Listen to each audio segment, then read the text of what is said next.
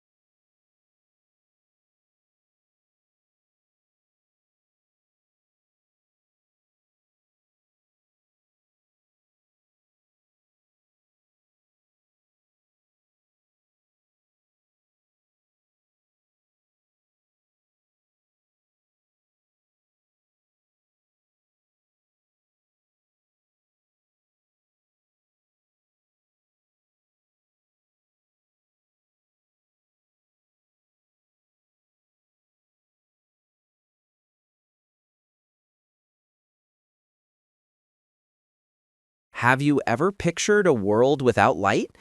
Just think how much we rely on man-made light sources in our lives. Without engineers, we wouldn't be able to live the way we do. No streetlights, no TV, no computer display, no house lights. Engineers design and build all these things, and they also design, build, and run the electricity systems that power all these light sources.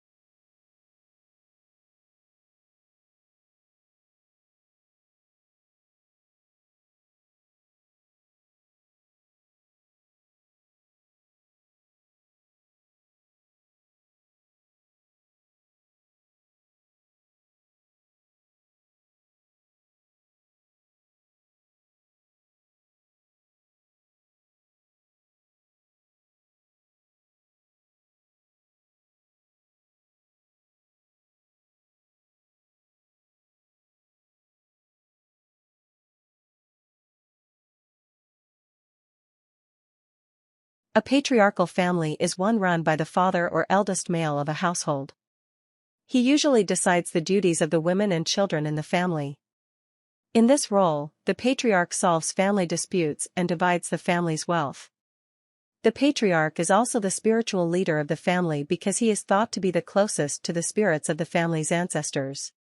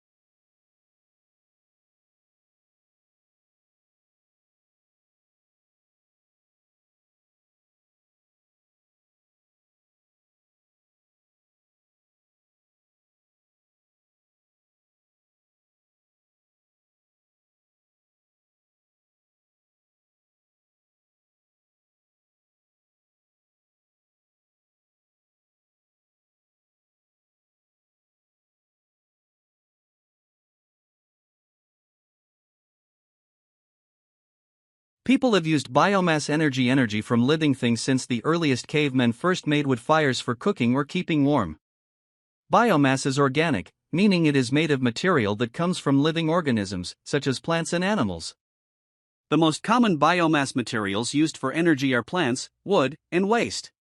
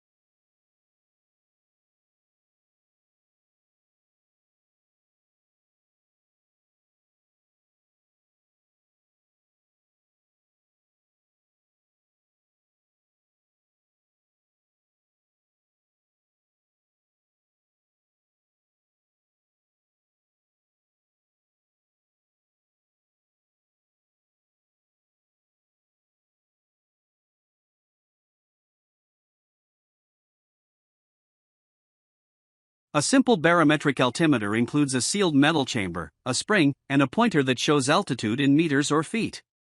The chamber expands as air pressure decreases and contracts as it increases, bending the spring and moving the pointer.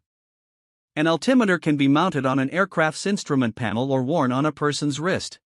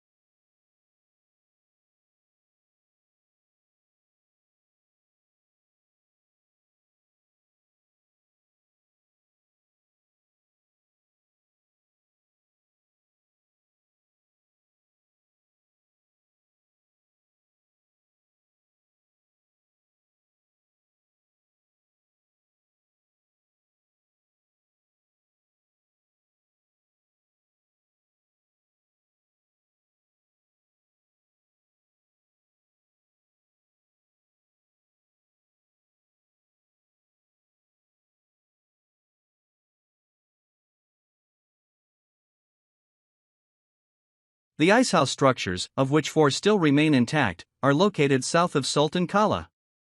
These large, conically domed earthen structures would have had sheets of ice built up on the ground level over the course of the winter to provide year-round ice supplies.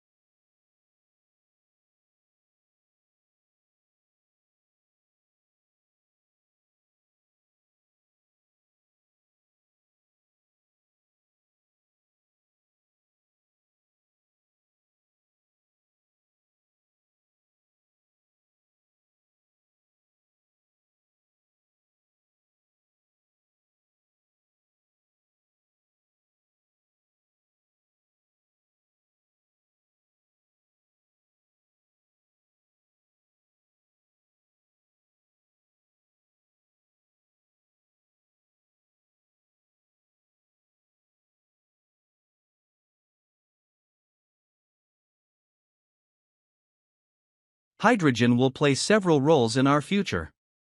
For transport, we now see several manufacturers launching cars powered by electricity produced in a hydrogen fuel cell, and this will happen even more in the near future. Fuel cell buses are also an attractive solution for public transport. Also, engineers are now even starting to consider using fuel cells and hydrogen to power trains.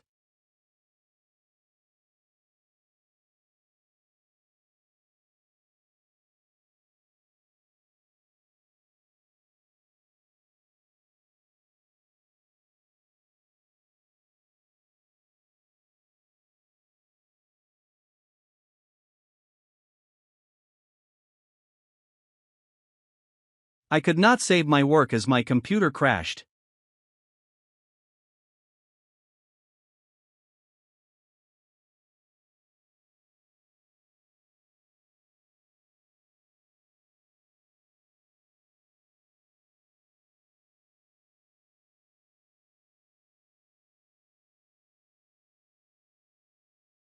I could not save my work as my computer crashed.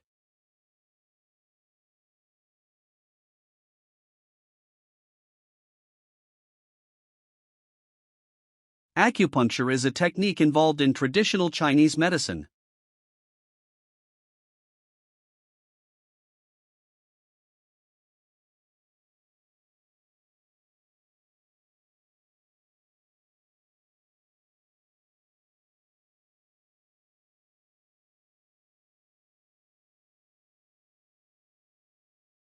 Acupuncture is a technique involved in traditional Chinese medicine.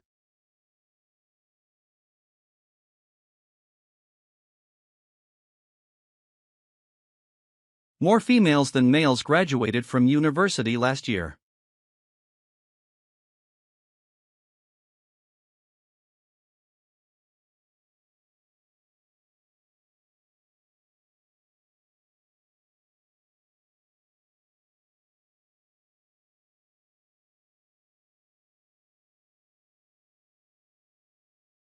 More females than males graduated from university last year.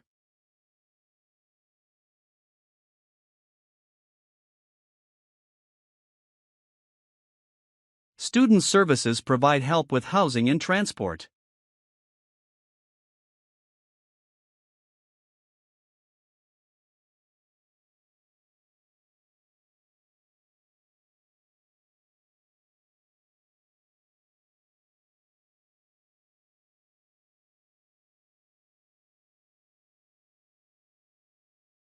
Student services provide help with housing and transport.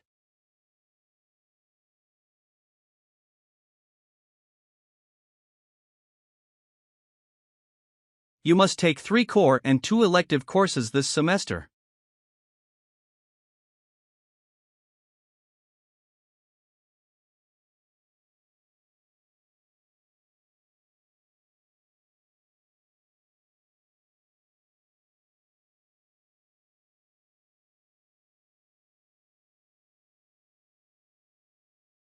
You must take 3 core and 2 elective courses this semester.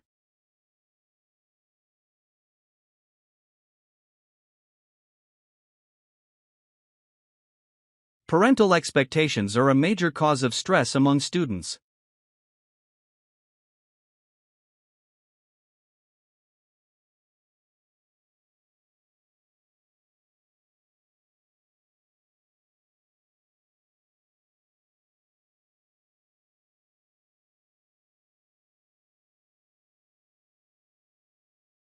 Parental expectations are a major cause of stress among students.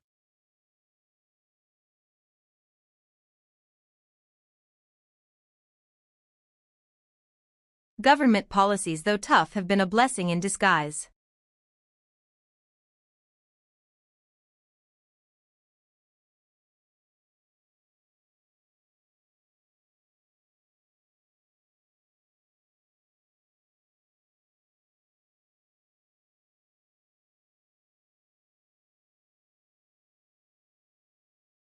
Government policies, though tough, have been a blessing in disguise.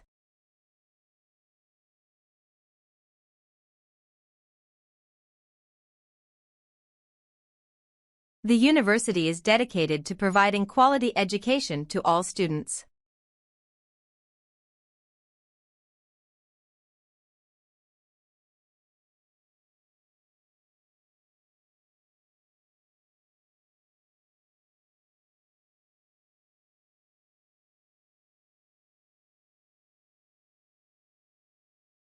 The university is dedicated to providing quality education to all students.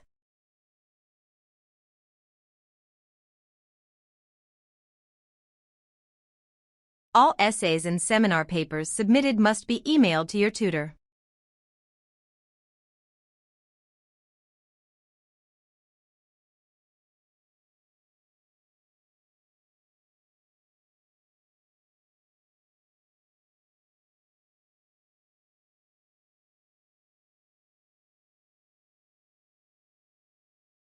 All essays and seminar papers submitted must be emailed to your tutor.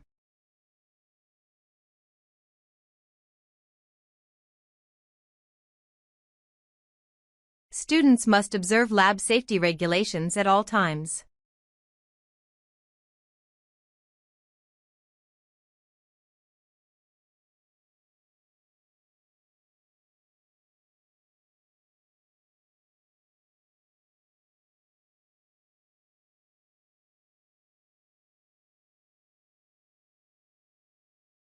Students must observe lab safety regulations at all times.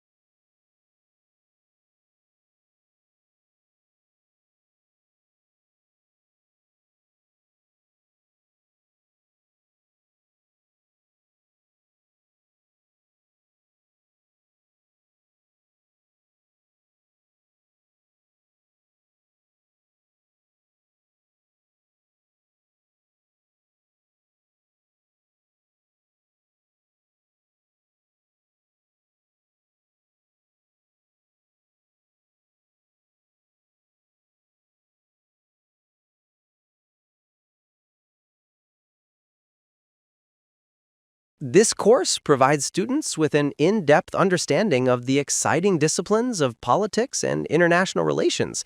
Students will learn about the workings of political institutions in countries around the world and explore the complex field of relations between nations. Topics in governance, public policy, public administration, national security, and border control ensure that students receive a broad and current education in the range of issues which are covered under the label of politics and international relations. Students will undertake 4 compulsory units and 2 majors, one in politics and international relations, and the other in governance and policy. They will also choose an elective major from a wide choice of options, including political communication, international studies, international business, and national security studies. In addition to acquiring specialist knowledge and competencies in politics and international relations and commerce, students will graduate with a range of generic skills, such as critical thinking, enhanced communication abilities, problem solving, and strong capacities to work with others. They will also develop ethically based and socially responsible attitudes and behaviors.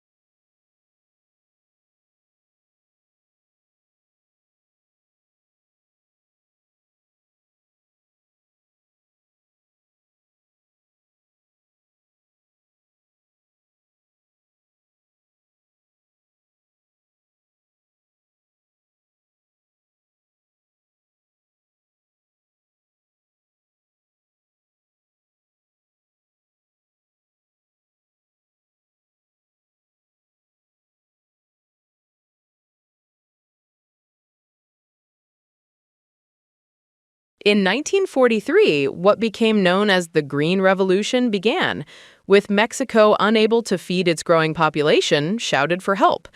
Within a few years, the Ford and Rockefeller Foundations founded the International Rice Research Institute in Asia, and by 1962, a new strain of rice called IR8 was feeding people all over the world. IR8 was the first really big modified crop to make a real impact on world hunger.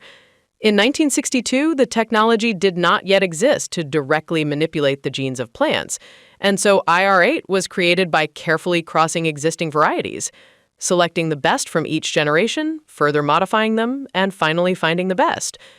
Here's the power of modified crops. IR8, with no fertilizer, straight out of the box, produced 5 times the yield of traditional rice varieties. In optimal conditions, with nitrogen, it produced 10 times the yield of traditional varieties. By 1980, IR36 resisted pests and grew fast enough to allow 2 crops a year instead of just 1, doubling the yield. And by 1990, using more advanced genetic manipulation techniques, IR72 was outperforming even IR36. The Green Revolution saw worldwide crop yields explode from 1960 through 2000.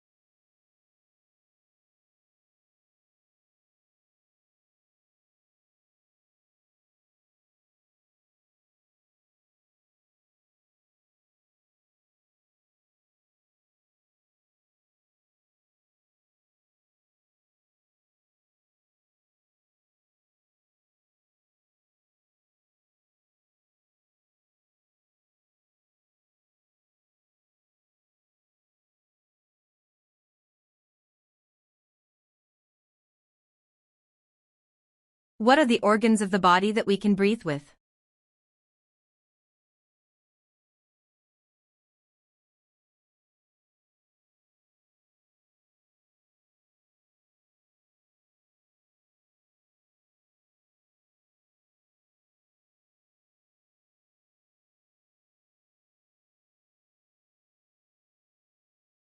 What are the organs of the body that we can breathe with? Lungs or noses?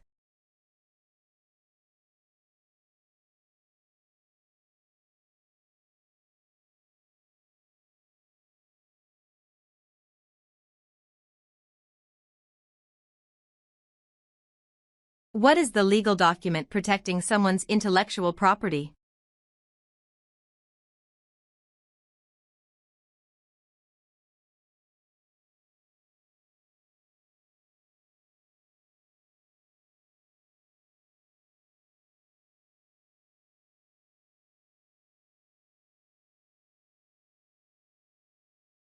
What is the legal document protecting someone's intellectual property? Patent.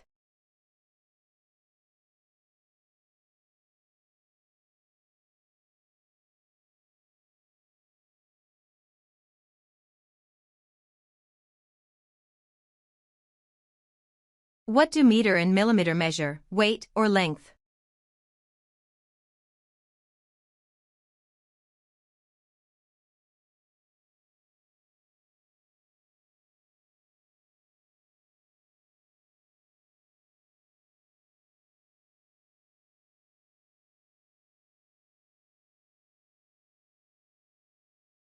What do meter and millimeter measure, weight or length? Length.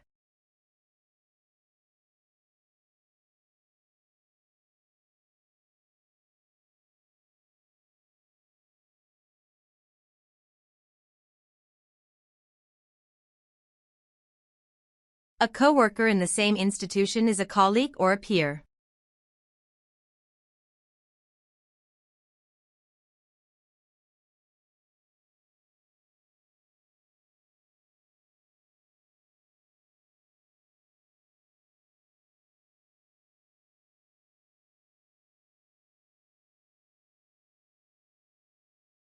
A coworker in the same institution is a colleague or a peer. Colleague.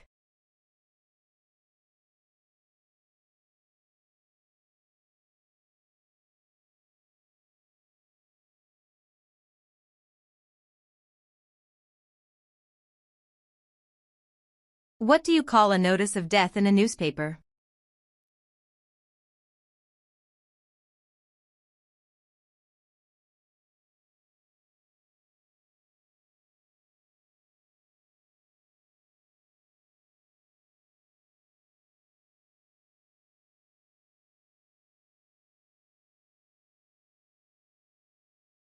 What do you call a notice of death in a newspaper?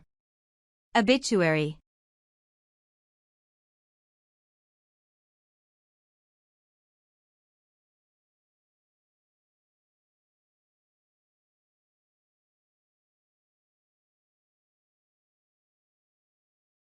When your bone is injured and broken, what would you say you have?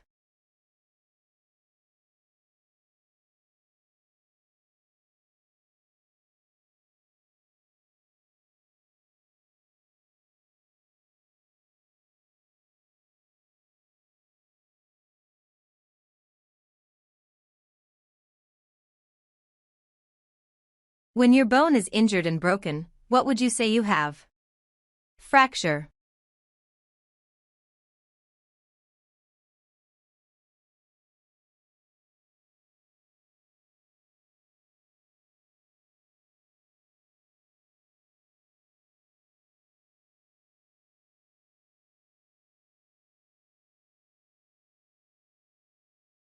I think mobile phones should not be allowed in schools. Students often misuse them for games, social media, or chatting during classes. This distracts them from learning and reduces focus. Phones can also encourage cheating in exams and copying homework. If schools want to maintain discipline and concentration, banning phones is the best option. I understand your point, but banning completely may not be the right solution. Phones have many useful features like dictionaries, calculators, and educational apps. They can help students research quickly, learn better, and stay updated with information. Also, in emergencies, having a phone helps parents and students communicate. Instead of a ban, schools could allow phones under strict rules. Maybe a middle path is better. Students could keep phones switched off during class hours and only use them when teachers permit. For example, in a science project, students can search data online. At other times, phones stay locked away. This way, phones can support learning without disturbing discipline. But how do we ensure students won't secretly use them? Even if teachers make rules, students often find ways to break them. Once phones are allowed, distractions become hard to control. Many students spend hours scrolling instead of paying attention. That's true, but we must also prepare students for the digital world. Completely banning phones is not realistic because technology is part of modern life. Instead, schools should teach digital discipline, how to use technology responsibly. This lesson will help students even after school, in college, and jobs. Yes, digital education is important. Schools can introduce workshops on safe internet use, cybersecurity, and time management. Phones can be useful tools if handled correctly. For instance, teachers can give assignments that encourage students to use educational apps or record presentations on their phones. I still feel that at the school level, students are too young to handle this responsibility. Maybe senior students can be allowed, but younger ones should focus only on books and classroom learning.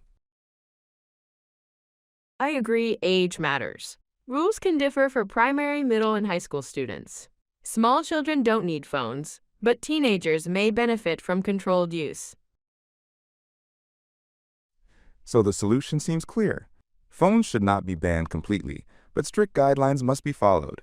Controlled and purposeful use can help education, while misuse must be stopped.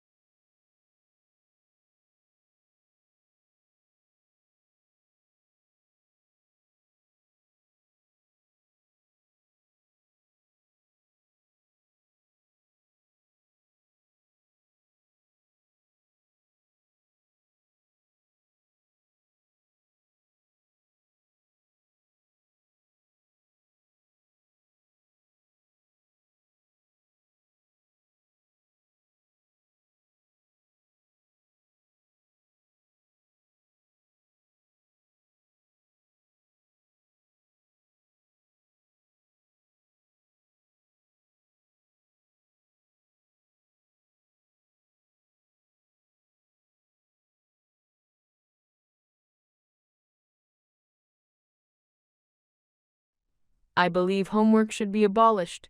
Students already spend 6 to 7 hours in school studying. After that, they deserve time to rest, play, and spend with family. Too much homework creates stress, reduces sleep, and makes learning feel like a burden. If schools focus on quality teaching during class, extra homework is unnecessary. I disagree. Homework reinforces what is taught in class. Practice makes concepts stronger, and revision outside school improves memory. Without homework, many students may forget lessons quickly. Homework also teaches responsibility, discipline, and time management. It prepares students for future challenges. I think both of you have valid points. Maybe homework should not be abolished completely, but reduced and made more creative. For example, instead of writing 10 pages, students can do short projects, real-life tasks, or group activities. This way, homework becomes interesting and useful rather than boring. But many times, parents end up doing the homework for their children. This defeats the purpose. Teachers should make sure learning happens in the classroom itself, where doubts can be cleared. Home should be for relaxation and other skills like sports, hobbies, or art. I agree parental involvement is high, but some guidance from home is good. Homework gives parents an idea of what children are learning. Instead of removing it, schools should design tasks that students can complete independently without needing too much help. Also, homework does not need to be the same for all subjects. Some subjects like math and language require regular practice, while others like art or social studies can use projects or discussions. A balanced approach will keep students engaged. Still, mental health must be considered. Too much homework increases anxiety and reduces enthusiasm for school. Education should be enjoyable, not exhausting. That is why moderation is key. Teachers should assign limited but meaningful work. Instead of quantity, focus should be on quality. So, we can agree that homework should not be completely abolished but redesigned. It should be less stressful, more practical, and encourage independent thinking.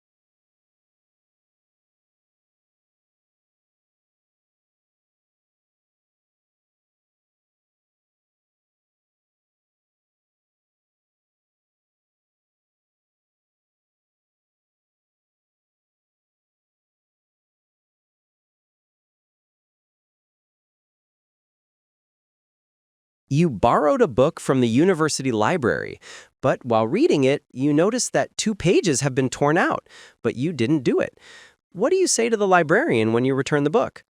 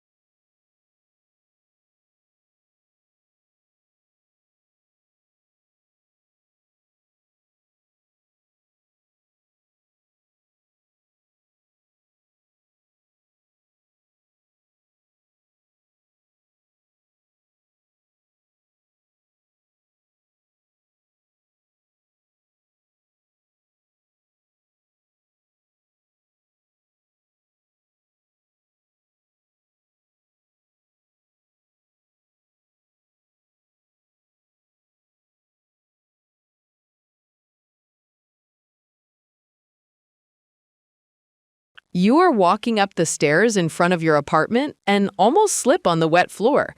You tell one of your neighbors about it. What would you say?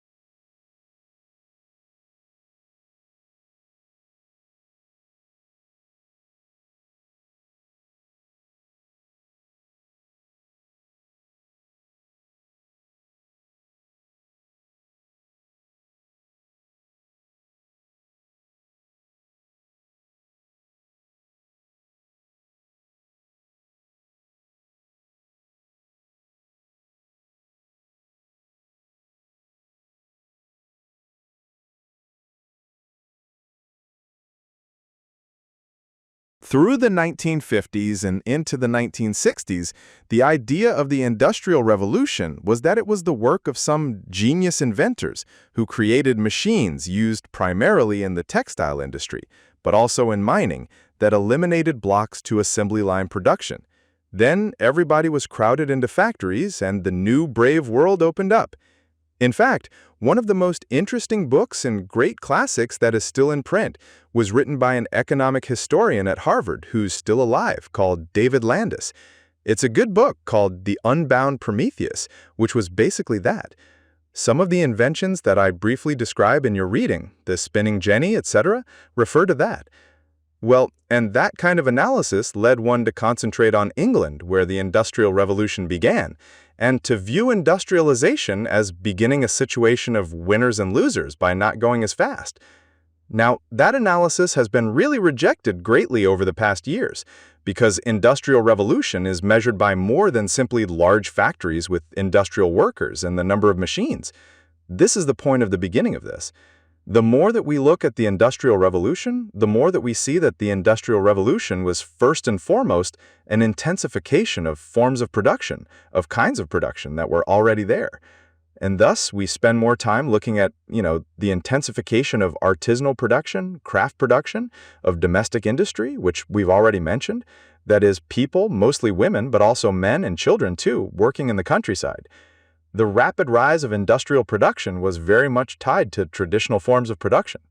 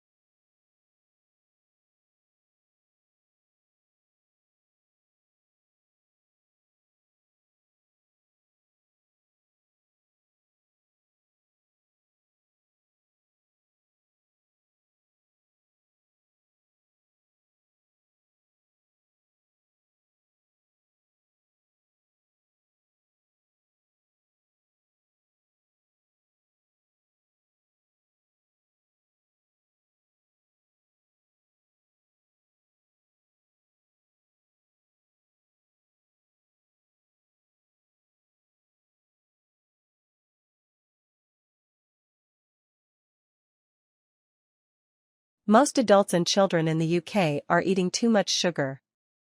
The average British person consumes 15 teaspoons of sugar each day and often without realizing it. The World Health Organization recommends no more than 6 teaspoons of sugar per person per day. Read any food packaging and you will see that sugar can be found in almost all products, ranging from soups to cereals to fish cakes.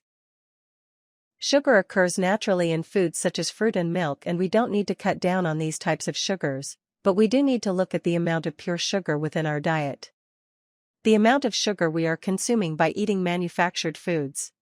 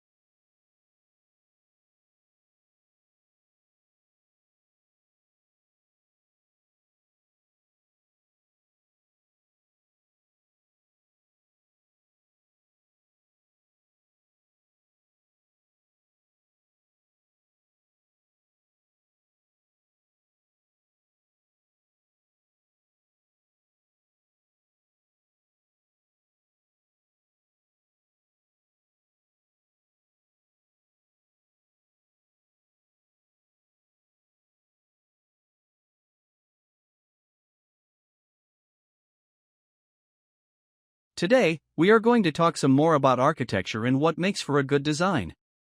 There are, of course, a whole range of qualities that most architects would like their buildings to possess. One of these is the durability of the building.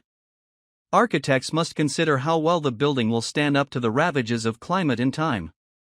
Will it remain robust and in good condition? Clearly, requirements will vary according to the surroundings of the building in question. A design that is suitable for Dubai will have different needs from one from Moscow. Then, of course, it is essential to consider the appearance of the building. Regardless of what its purpose may be. Will people find pleasure in looking at it? An original and still respected writer around architecture, the Roman Vitruvius wrote in the 1st century that a building should delight people and should raise their spirits. Again, tastes may vary from one society to the next, but the principle remains the same.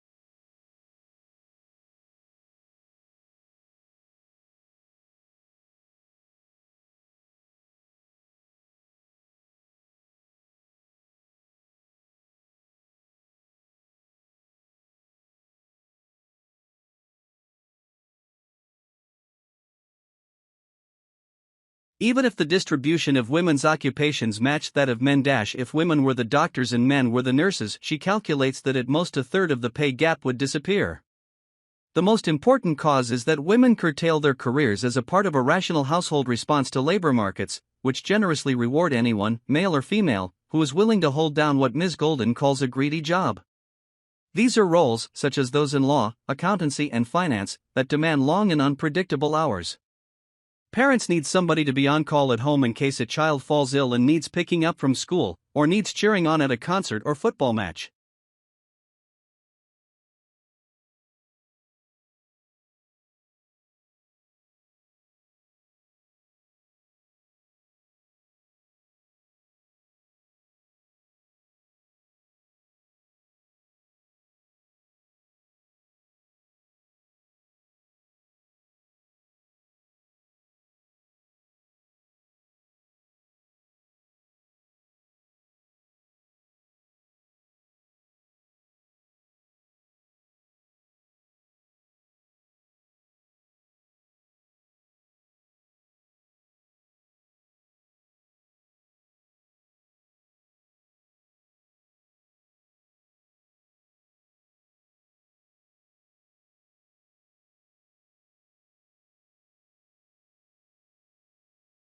What was interesting and revealing about younger and middle-aged views on old age was how relative these were to the individual's own age.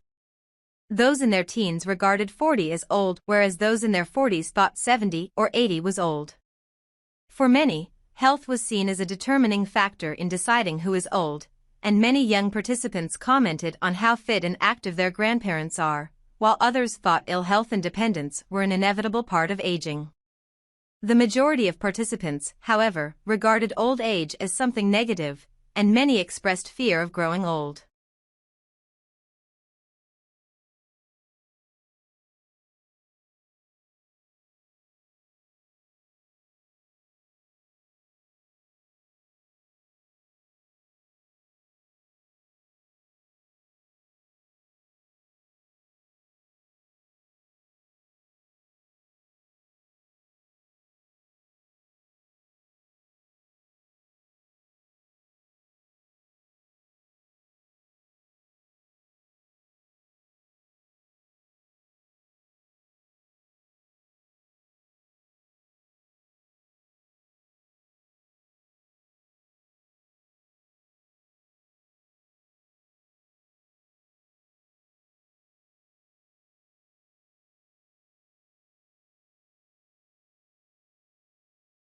It might sound obvious that if you want to improve a robot's software, you should improve its software.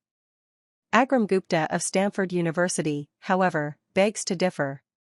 He thinks you can also improve a robot's software by improving its hardware, that is, by letting the hardware adapt itself to the software's capabilities. As they describe in Nature Communications, he and his colleagues have devised a way of testing this idea. In doing so, they have brought to robotics the principles of evolution by natural selection.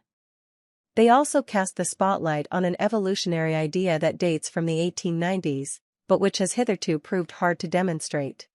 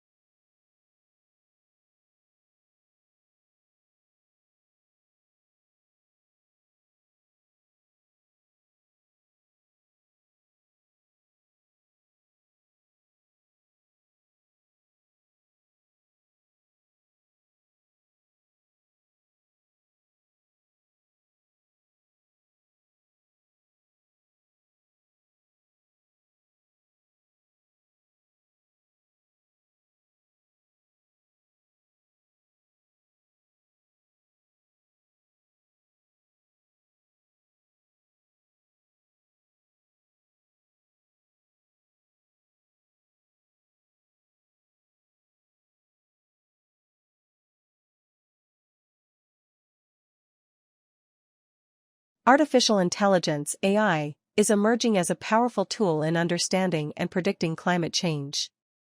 Traditional climate models require vast computational resources to simulate atmospheric and oceanic systems. AI, particularly machine learning, accelerates this process by detecting complex patterns in massive datasets, from satellite imagery to temperature records.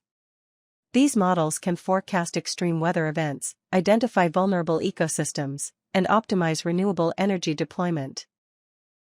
Despite its promise, AI-driven climate science faces challenges of data bias, model transparency, and interpretability. Researchers emphasize the need for collaboration between climatologists and computer scientists to ensure reliability. Furthermore, ethical concerns arise over the use of private data and algorithmic accountability in environmental decision-making. If developed responsibly, AI could transform climate science, offering faster, more accurate insights that guide global strategies for mitigation and adaptation.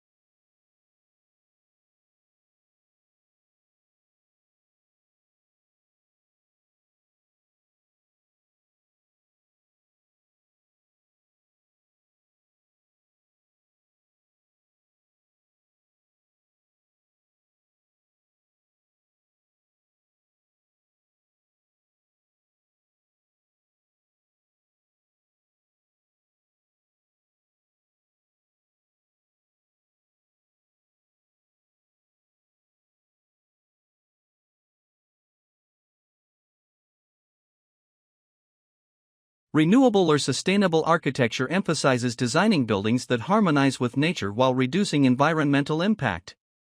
Architects now integrate renewable materials, such as bamboo and recycled steel, with energy-efficient features like solar panels, green roofs, and passive ventilation. These innovations minimize carbon emissions and enhance occupants' comfort and health.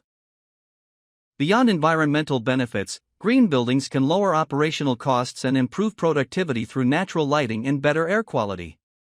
However, implementing such designs often requires higher upfront costs and specialized knowledge, which limits widespread adoption. Governments are responding with incentives and green certification programs to encourage eco-friendly construction. As cities expand rapidly, sustainable architecture is becoming crucial to achieving climate goals and ensuring that urban growth is compatible with ecological preservation. By blending creativity with responsibility, architects are redefining what it means to build for a sustainable future.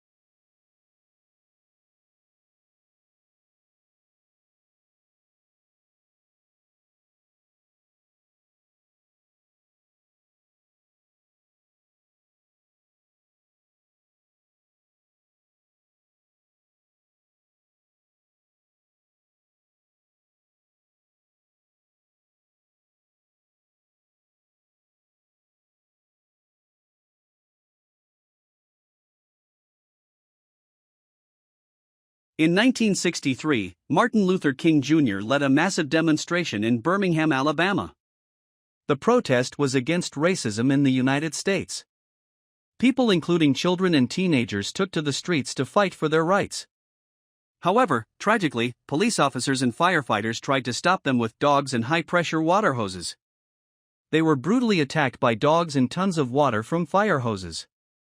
These scenes were shown in newspapers and on televisions around the world. Of course, these scenes touched people's hearts.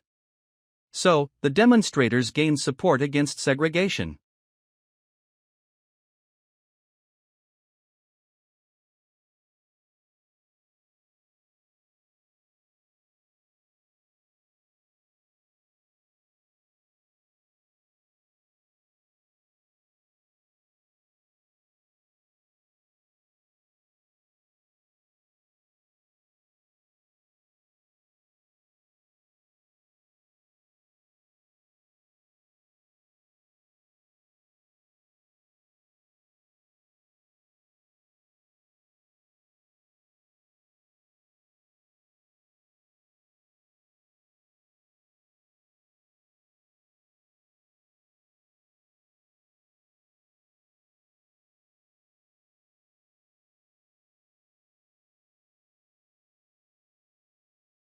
Hi, today I am here to talk about laughter.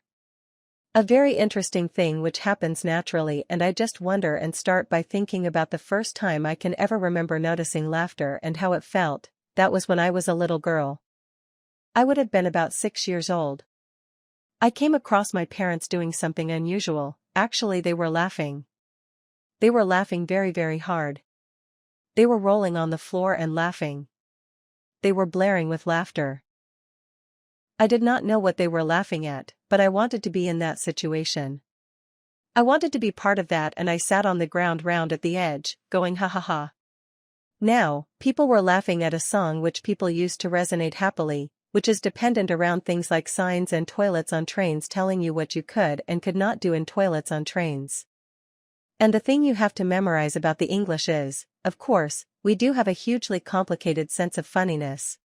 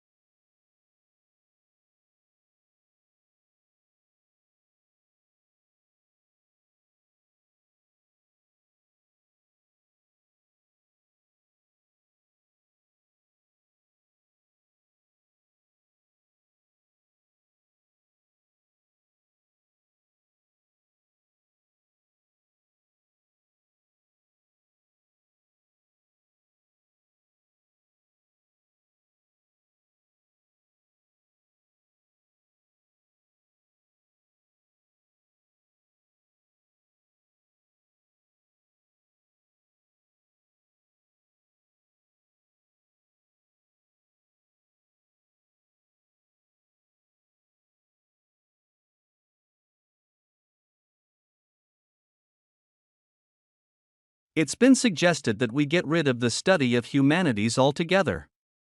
Some say studying subjects like history, philosophy, politics, literature, anthropology, and so on, has no intrinsic value, and why should we waste time and energy on courses of study that won't lead directly to a cut-and-dry career? They say that what the world needs now is specialists, not generalists. Well, I have to say, I couldn't disagree more. Of course, we want to produce well-informed, literate, highly functioning citizens who make solid contributions to society. That's an idea that still holds sway, but that's not the reason that I believe studying the humanities is valuable. People who study a breadth of topics, and who have a diverse range of interests, are actually better problem solvers. This broad education means they can approach an issue.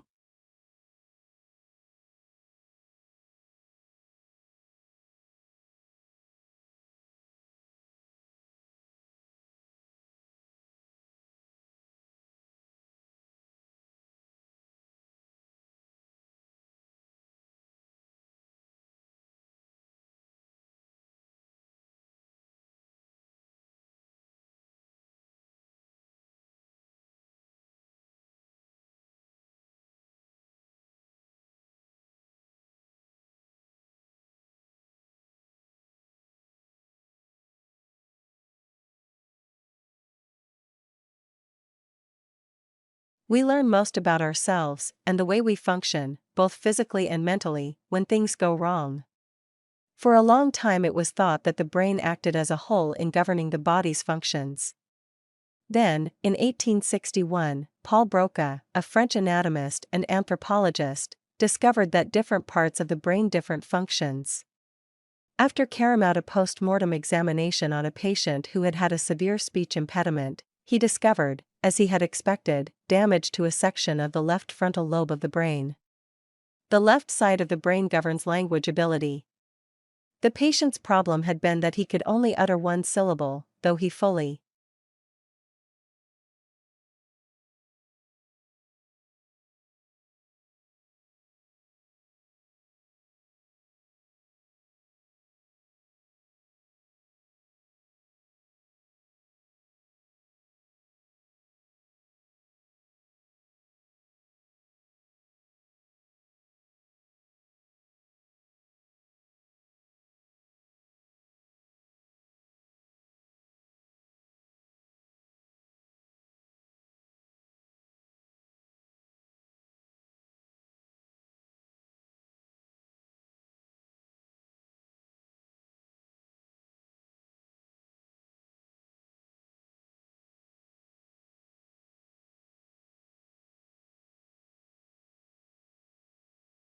Many species of birds cover long distances during their seasonal migration to warmer climates.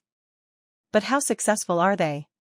And do birds that get lost on their route ever manage to find their way back? Much research has been conducted into how birds navigate, and the results show that age is a significant factor.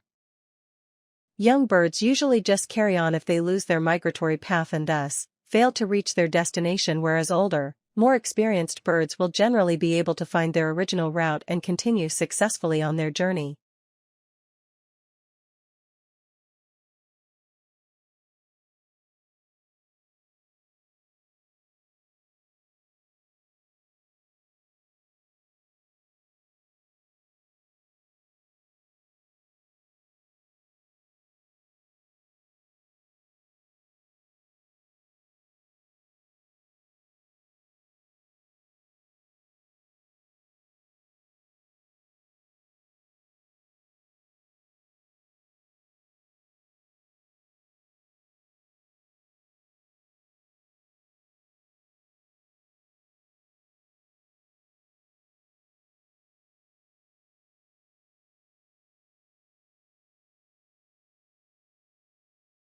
English had barely established itself as a language in England when it began moving to other countries to be used there as well.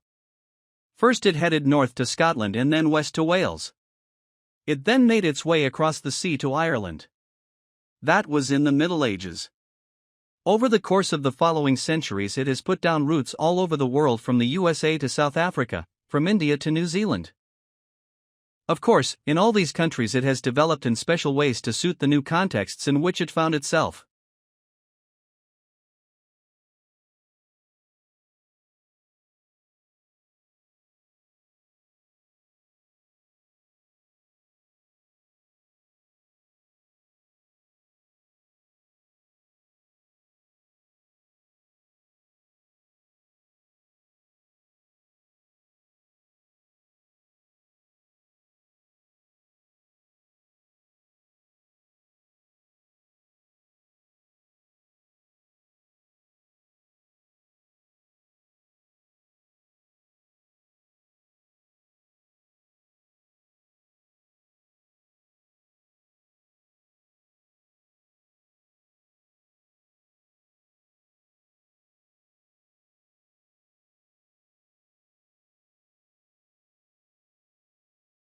For the small businesses, making profit is the main priority.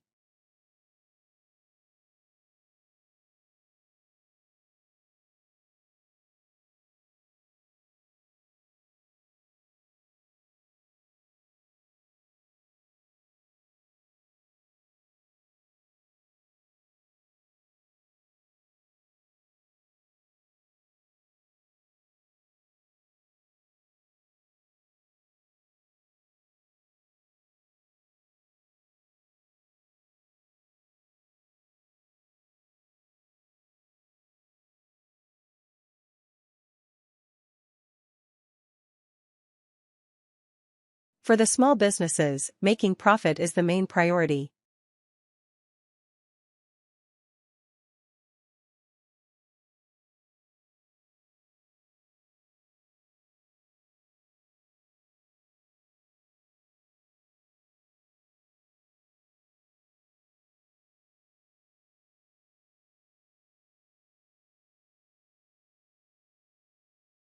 Medical books and journals have been moved to the second floor.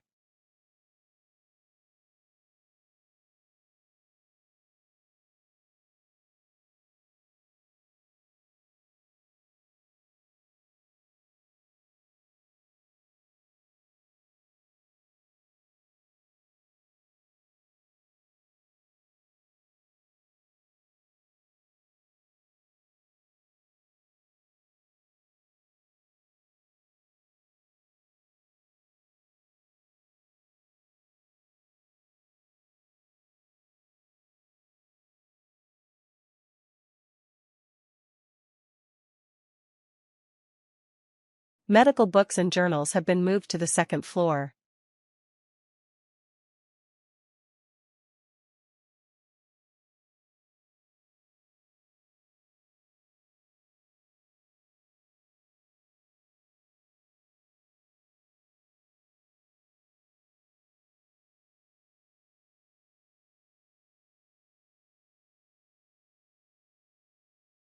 Please make sure your application follows the guidelines provided.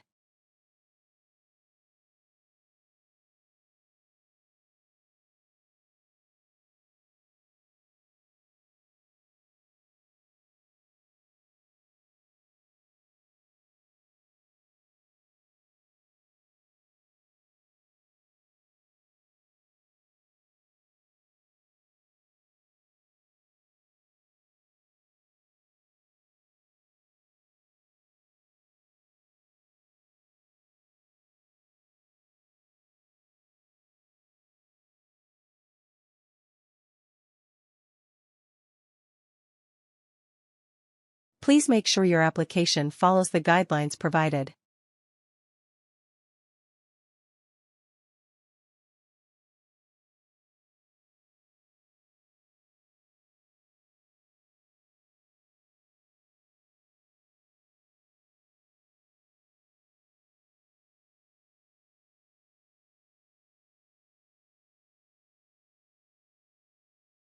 The amount of time spent on configuration varies considerably.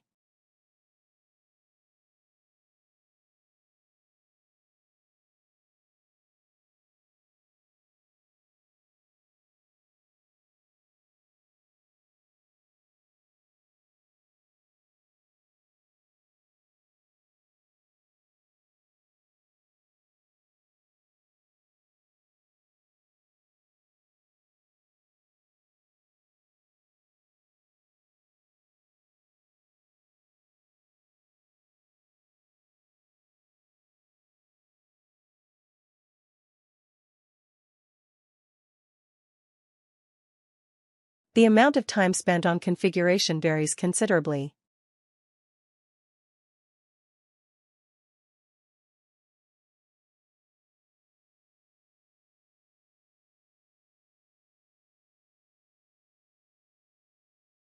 I have scored 73 in my PTE in only 10 days. I achieved my desired score just in 20 days. My desired score. Desired PT score. Desired score. Desired score. Desired score. Desired score. अपना Dzire score language academy तो achieve किया है